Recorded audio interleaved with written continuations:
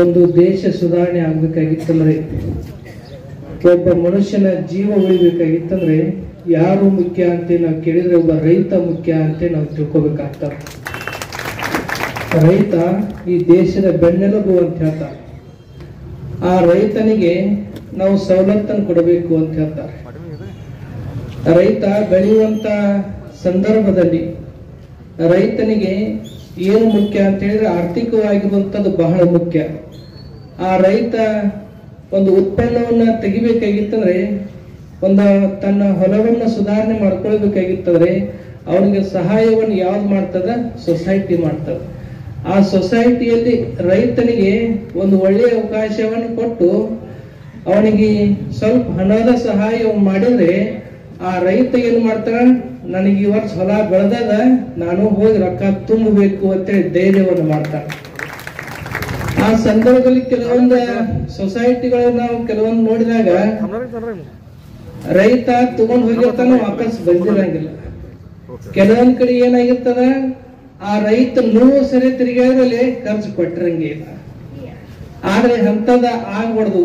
ಏನಾಗಬೇಕಾಗಿತ್ತಂದ್ರೆ, ಒಂದು ಸುಂದರವಾಗಿರುವಂತಹ ಕಟ್ಟಡ ನಿರ್ಮಾಣ ಆಗಿತ್ತಂದ್ರೆ ಅಲ್ಲಿ ರೈತನ ಸಂಪೂರ್ಣವಾಗಿರುವಂತಹ ಬೆಂಬಲಿದ್ದಾಗ ಮಾತ್ರ ಅಲ್ಲಿ ಒಂದು ಸುಂದರವಾಗಿರುವಂತಹ ಕಟ್ಟಡ ನಿರ್ಮಾಣ ಆಗಿರ್ತದ ಅಂತ ತಿಳ್ಕೊಬೇಕಾಗ್ತದ.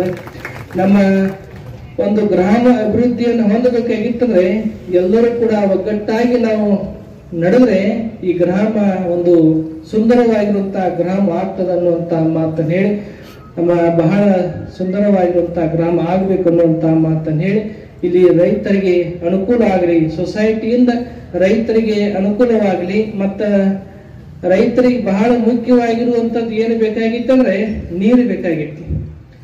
ಆ ನೀರನ್ನ ರೈತನಿಗೆ ಕೊಟ್ರೆ ಯಾವ ಸೊಸೈಟಿ ಅಂತಕ್ಕೆ ಬರಂಗಿಲ್ಲ. ರೈತ ನೀರನ್ನ ನಂತರ ಬಂತಂದ್ರೆ ಸರ್ಕಾರಕ್ಕನ ರೈತ ಕೊಡುವಂತ ಶಕ್ತಿ ಯಾರಲ್ಲಿ ಐತೆ? ಒಬ್ಬ ರೈತನಂತೆ ಕೈತಿ ಅಂತ ನಾವು ತಿಳ್ಕೊಳ್ಬೇಕಾಗ್ತದ. ಅದಕ್ಕಾಗಿ ಬಿಜಾಪುರದೊಳಗ ಸಿದ್ದೇಶ್ವರ ಅಪ್ಪರ ಅಲ್ಲೆಲ್ಲಾ ಗಣ್ಯಮಾನ್ಯರು ರಾಜಕೀಯ ಧೋರಣರು ಬಂದಾಗ ಅಪ್ಪರು ನಮಗೊಂದು ಅಧಿಕಾರ ಸಿಕ್ಕೈತಿ ಮತ್ತು ನಾವು ಏನಕ್ಕೆ ಮಾಡೋಣ್ರಿ ಅಂತ ಅಂದಾಗ ಸಿದ್ದೇಶ್ವರ ಅಪ್ಪರ ಒಂದು ಮಾತನ್ನು ಹೇಳಿರಂತ, ನಿಮ್ಗೆ ಅಧಿಕಾರ ಇರ್ತದ, ನಾಳೆ ಹೋಗ್ತದ, ಶಾಶ್ವತವಾಗಿರೋದು ಏನಪ್ಪಾ ಅಂದ್ರ ಈ ಬಿಜಾಪುರ ಗ್ರಾಮಕ್ಕೆ ಒಂದಿವಸ ಬೊಗಸಿ ಕುಡಿಯುವಂತ ನೀರನ್ನ ಕೊಡ್ರಪ್ಪ ಅನ್ನುವಂತ ಮಾತನ್ನ ಸಿದ್ದೇಶ್ವರ ಅಪ್ಪರು ಹೇಳಿದ್ರಂತ. ಅದೇ ರೀತಿಯಾಗಿ ಈ ಭಾಗಕ್ಕೆ ನಮ್ಮ ರೈತರಿಗೆ ಏನು ಬೇಕಾಗಿತ್ತು, ಅವ್ರಿಗೇನು ರೊಕ್ಕ ರೂಪಾಯಿ ಏನು ಸಾಲ ಮನ್ನಾ ಏನೂ ಬೇಕಾಗಿಲ್ಲ. ಅವ್ರಿಗೆ ಏನು ಬೇಕಾಗಿತ್ತು, ನಮ್ಮ ಭಾಗಕ್ಕೆ ನೀರು ಬರ್ಲಿ, ನಮ್ಮ ಭಾಗಕ್ಕೆ ನೀರು ಬಂತಂದ್ರ ನಾವು ಧೈರ್ಯದಿಂದ ಇರ್ತೀವಿ ಅನ್ನುವಂತ ಮನಸ್ಸು ಯಾರಲ್ಲಿ ಐತೆ, ರೈತರಲ್ಲಿ ಐತೆ ಅನ್ನುವಂತ ಮಾತನ್ನು ಹೇಳಿ, ಅದಕ್ಕಾಗಿ ಆ ಕೆಲಸ ನಮ್ಮ ಸಂಘ ಗ್ರಾಮದಲ್ಲಿ ನಡೀಲಿ ಅನ್ನುವಂತ ಮಾತನ್ನು ಹೇಳಿ ಒಂದು ಸೊಸೈಟಿಯನ್ನ ಸುಂದರವಾಗಿರುವಂತಹ ಕಟ್ಟಡವನ್ನ ನಮ್ಮ ಗ್ರಾಮದಲ್ಲಿ ನಿರ್ಮಾಣವನ್ನು ಮಾಡಿದ್ದಾರೆ.